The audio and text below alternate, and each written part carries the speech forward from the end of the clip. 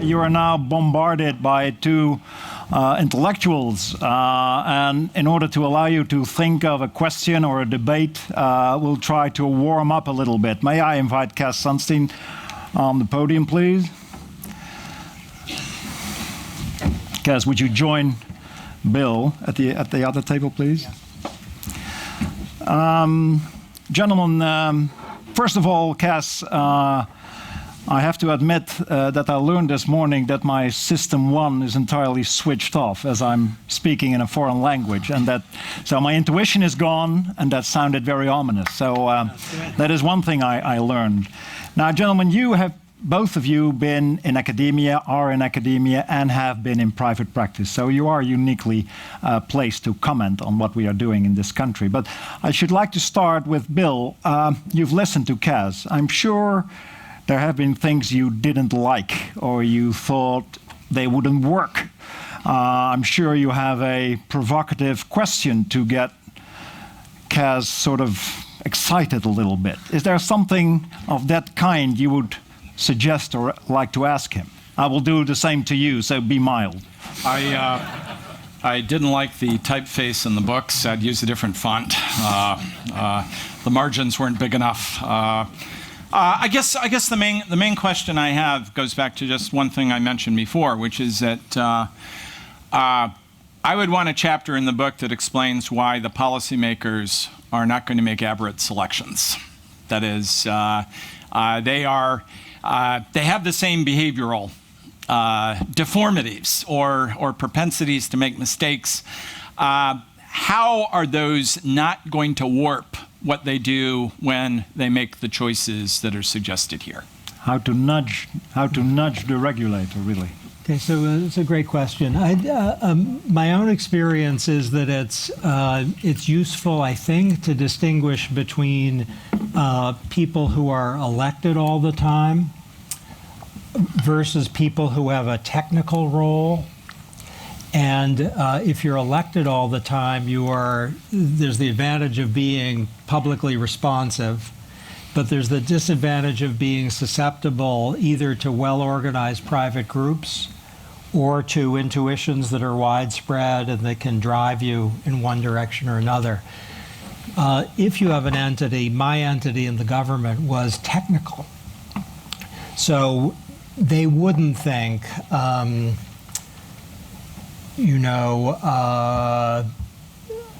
what's the default rule? I'm going to follow that. And they wouldn't think something happened yesterday, so I'm really scared.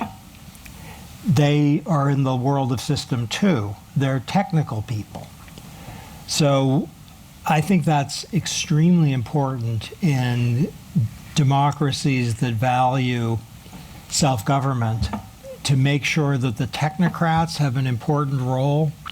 And I could get really excited about that, even though it's maybe dry stuff. But okay, so you're not going to be excessively optimistic if your job is to make sure some energy policy has benefits that justify the costs.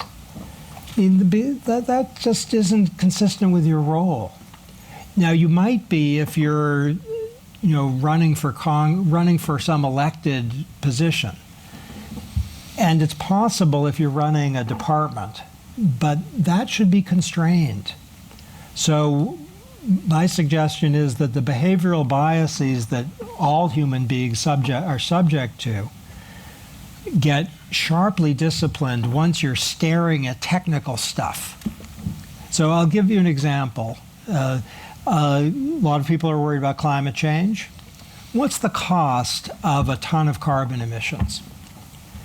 It's not zero, and it's not infinite. There's a lot of technical literature. And to work hard with it, and I'm sure you can think of your own preferred analogies, that's a path forward. And the reason it's, I think, worth getting excited about is that it's dry and technical, but it puts the eye on the right ball. It focuses, what are the human consequences of what's being done? And that gets you away from system one and optimistic bias or present bias. If you're focused on the human consequences, then you're staring at what, people have a sacred trust to work for government, and maybe a nearly sacred trust if you're working in a large enterprise. Then your system one, the intuitions, they are disabled. Can I turn that argument round and perhaps ask you to challenge Bill on what he said? Do you believe in this thought about integrating authorities and the benefits of that, or should it be? He said so much. I was thinking Where to begin? If I were focusing on innovation, here's what I would do. I would have 3 do nots and 3 do's. Do not impose barriers to entry. Do not otherwise squelch competition. Do not pick winners and losers. Those would be my 3 guiding principles, and forgive me if they're too obvious, but I think they're really important. And also, the idea of not otherwise squelching competition has some subtlety to it, because some public-spirited goals are actually squelching competition. And that's very important not to do.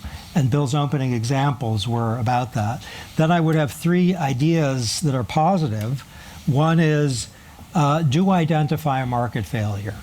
Don't go forward unless you identify a market failure. That's a very nice constraining exercise that I felt helped the United States government make fewer errors than it otherwise would since President Reagan.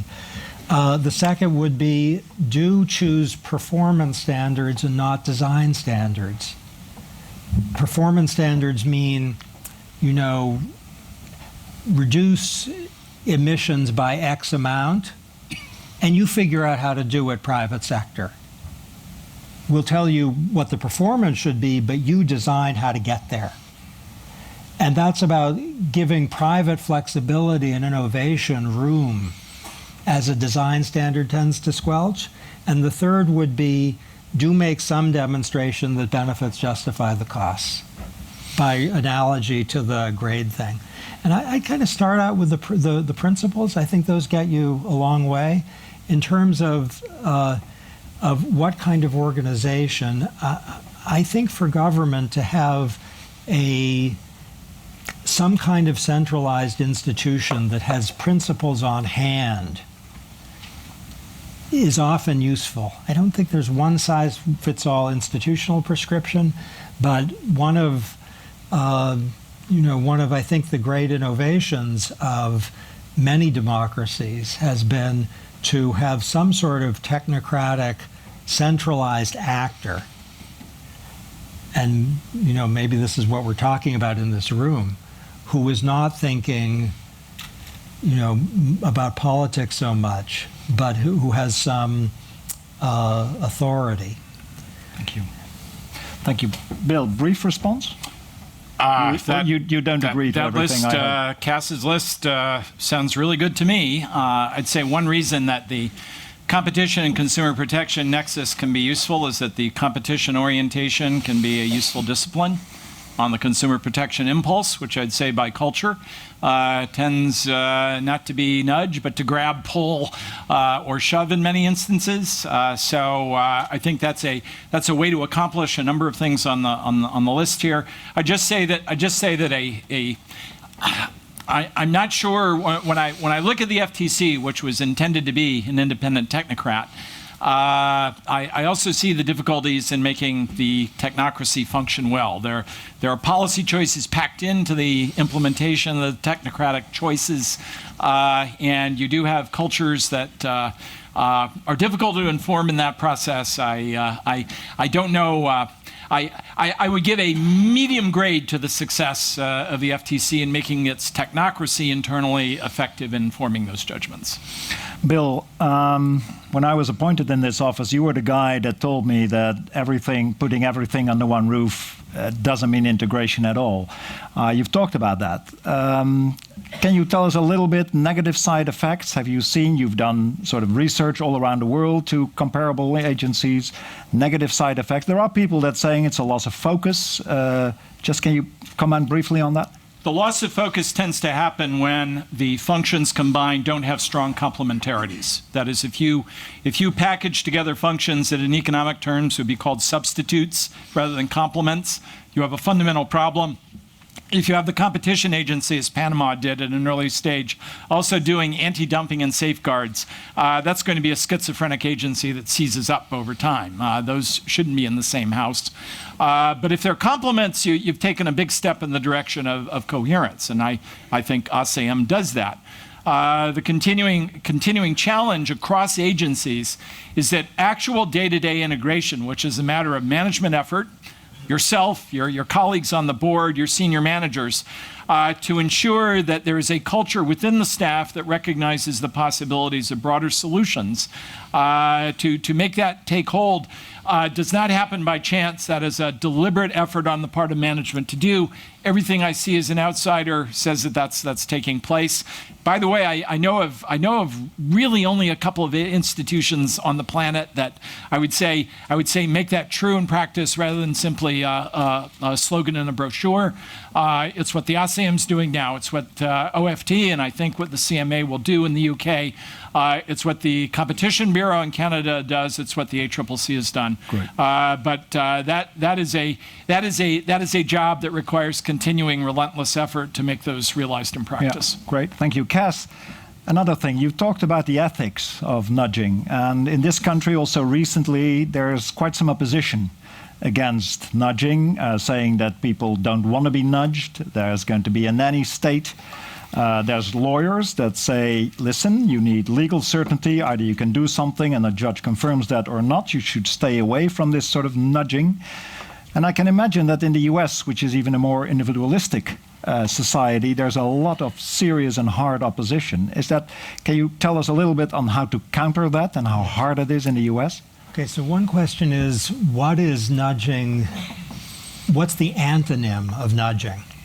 So I think of the antonym of nudging as being a mandate or a ban, so that nudges preserve space for freedom where a mandate or ban would not. And that takes the discussion you've just suggested in exactly the opposite direction. Now, if the idea is instead of nudging, there should be nothing, then I think the only way to resolve that is to get very concrete about the area we're talking about and not to get lost in abstractions. So I think a lot of the ethical debate about nudging risks being lost in abstractions when we don't know anymore what it is we're talking about other than words.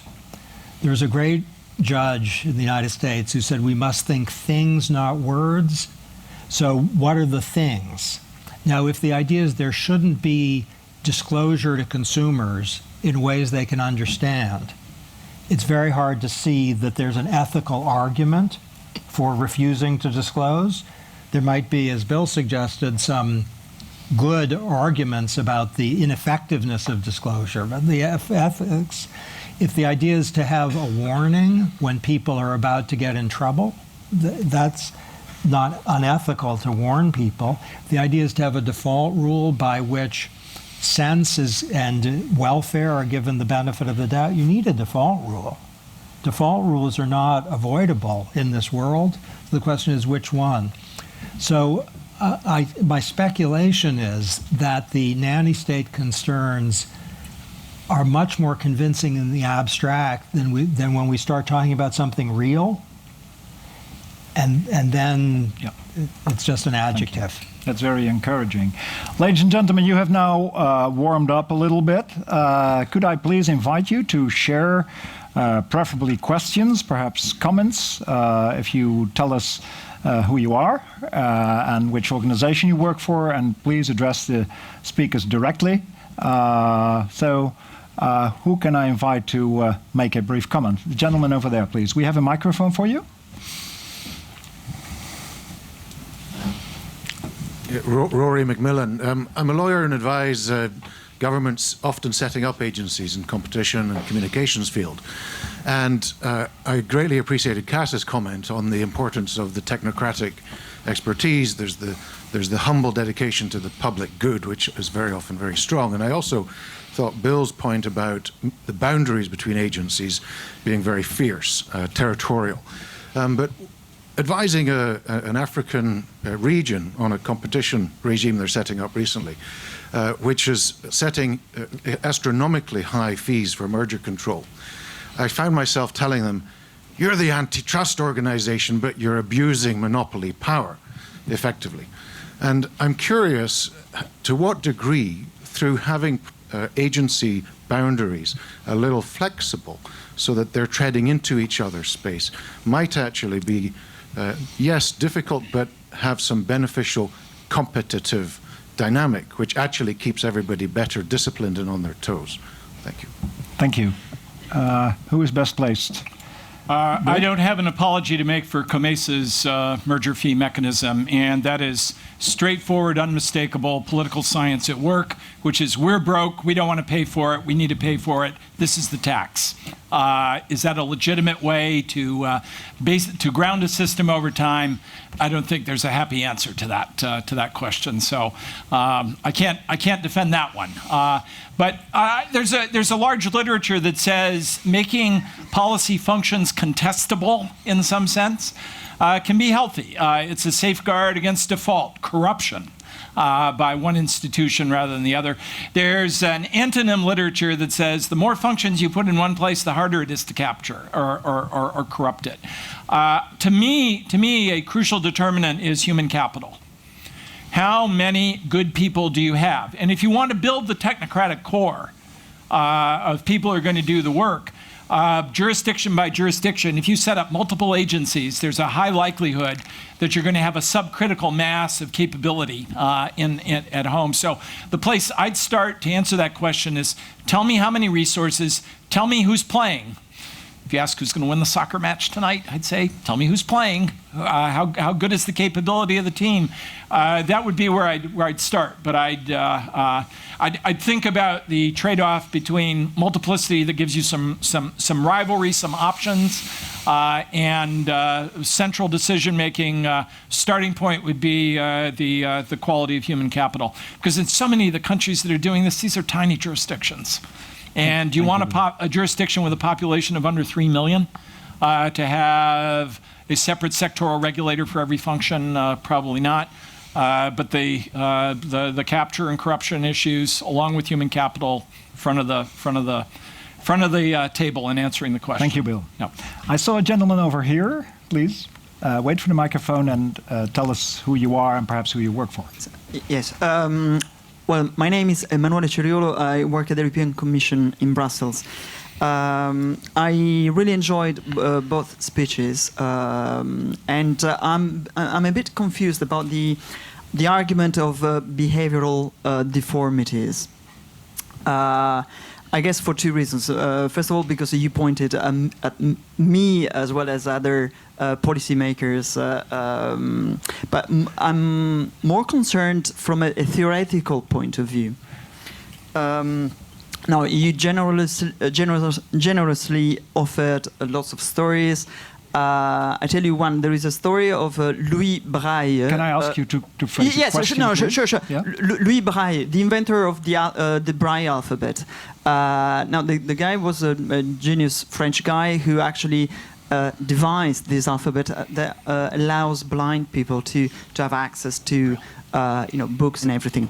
And he was blind himself. Now, if you paraphrase and apply your principle of behavioral deformity of handicap, let's say, to the Braille case, then you would end up saying or inferring that the Braille alphabet was ineffective just because the Braille was as blind were the people he meant to help.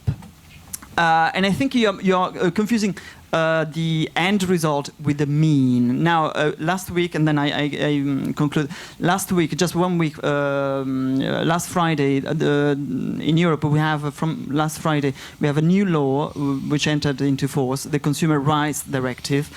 And there is an article in that directive that says when you buy an airline ticket or an electrical appliance or whatever online, there is no ancillary service that can be offered to you, for example, as an extended guarantee, a travel insurance, and so on, that can be offered to you by default. And we think that this helps consumers, this helps money to stay by default in consumers' pockets. I mean, the estimates that we have is that this is going to be very effective. We also acknowledge that we are prone to the same sort of behavioral biases, but I guess we have to be careful in assessing result and in distinguishing it from the people who devised it and the type of behavioral bias. Let me Cass, would you respond? I would advise against using the word behavioral deformities. I've not heard that word, and I'm not sure that it ever. And I'm not sure, it's not helpful, I think, to talk about deformities. It's kind of insulting. So I'm sure you didn't mean it that way. So the social science literature talks about behavioral biases, which is a less inflammatory term. And the idea is that human beings sometimes assess risks by reference to mental shortcuts that don't get the statistics right. That's not a deformity. It's part of what it means to be human.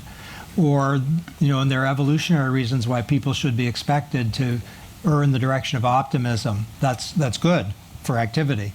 It's not a deformity. So the idea would be that we ought to have policy tools that are based on an accurate rather than fanciful understanding of what human beings are like. I don't have any comments on your particular example, but if we know that default rules tend to stick, then that is a warning about some practices that maybe will be harmful for consumers. And it's an opportunity, isn't it, for rethinking existing defaults in a way that can quite help people. And I have nothing critical to say about Braille. Okay, thank you very much. I see a question here, Annetje.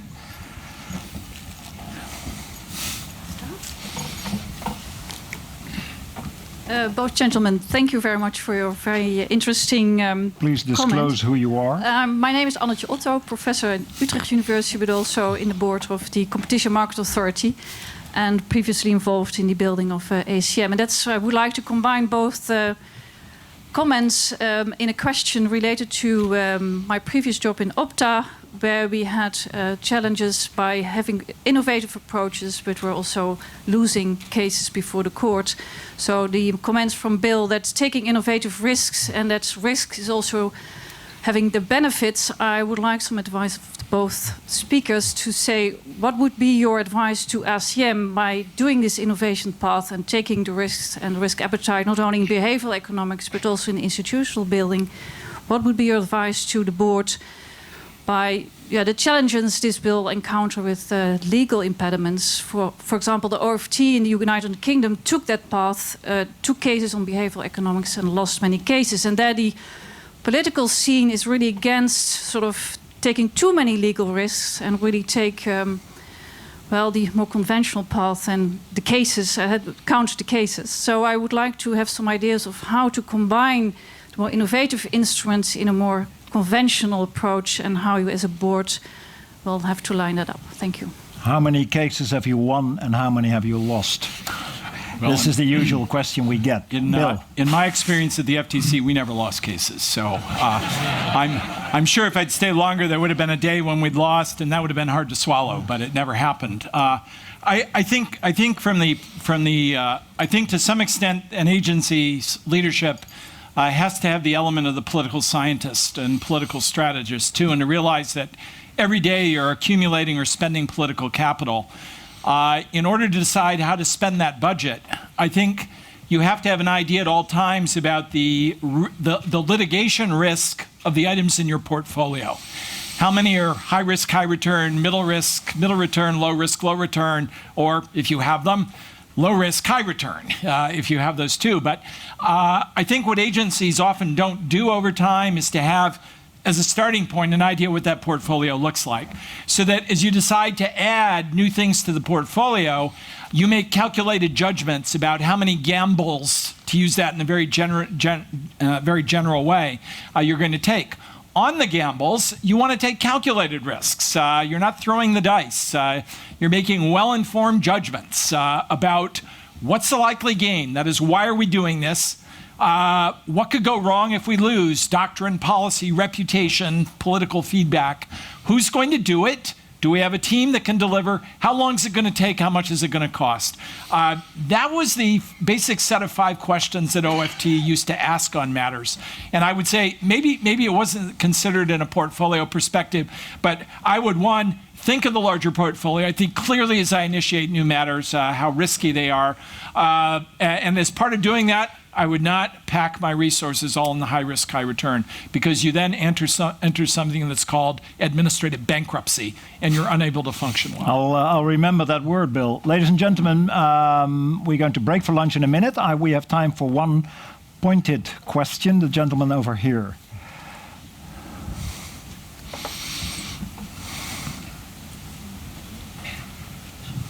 Thank you, Kees Schillemans, Ellen Overy.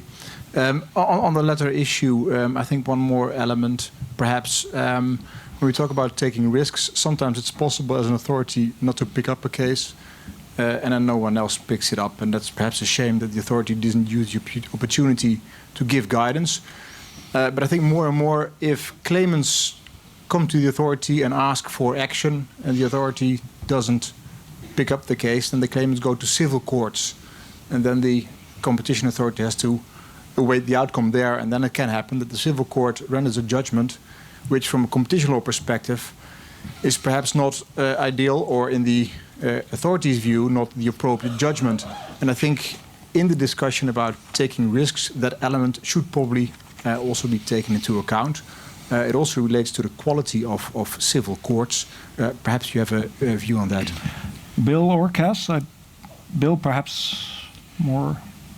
I come from an environment that has a uniquely decentralized and powerful set of private rights of action in a wide variety of areas: consumer law, competition law. So that's a given in our system. I do think, if we're thinking about redundancy, and it's going back to Rory's point about how decentralized a system of decision making do you want?